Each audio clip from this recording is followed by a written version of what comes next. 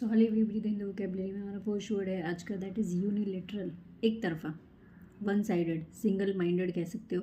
अब ये जो एक तरफा लोग होते हैं वो कई बार बायस भी होते हैं, पक्षपाती भी होते हैं। सो हम इसके लिए बायस कह सकते हैं, प्रेजुडिस कह सकते हैं, स्क्यूड एक वर्ड होता है, बोल सकते हैं, SKEWED, skewed.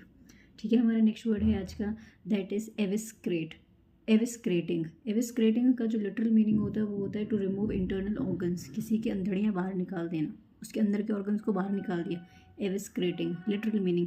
But if I talk of the figurative meaning of the word eviscerating, it means you are severely criticising someone, किसी को बहुत बुरी तरीके से आप जो है किसी की निंदा कर रहे हो, किसी को उतार रहे हो या किसी को अपमानजनक शब्द बोल रहे हो, एविस्क्रेटिंग। सिनोनिम्स देखते हैं, वर्ब फॉर्म में देखते हैं इसके। सो हम इसके लिए क्या क्या कह सकते हैं, बीरेट कह सकते हैं, बी लिटिल कह सकते हैं, चाइड कह सकते हैं, चेस्टाइज कह सकते हैं, कास्टिगेट कह सकते हैं, सेंश्योर कह सकते हैं, कंडेम कह सकते हैं, कंटेम्प्ट कह सकते हैं, एडमोनिश कह सकते हैं।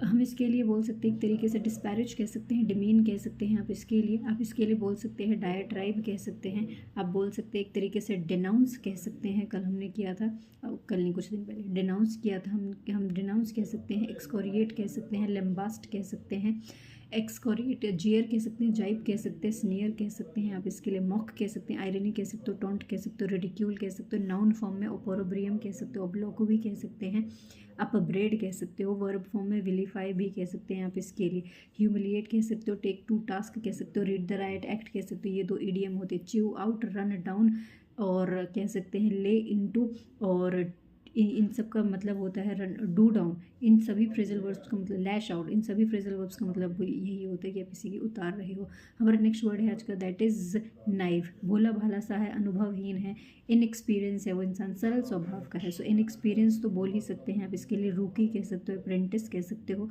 ऐसा इंसान आसानी से भरोसा कर लेता है तो क्रेडुलस कह सकते हो, गलीबल कह सकते हो, ट्रस्टिंग कह सकते हो, एज ग्रीन एज ग्रास कह सकते हो, and yes of course fledgling एक वर्ड हमने किया था वो भी बोल सकते हो। हमारा नेक्स्ट वर्ड है आज का, दैट इज़ पैराडिगम। पैराडिगम का मतलब होता है एक तरीके का पैटर्न या फिर एक तरीके का मॉडल।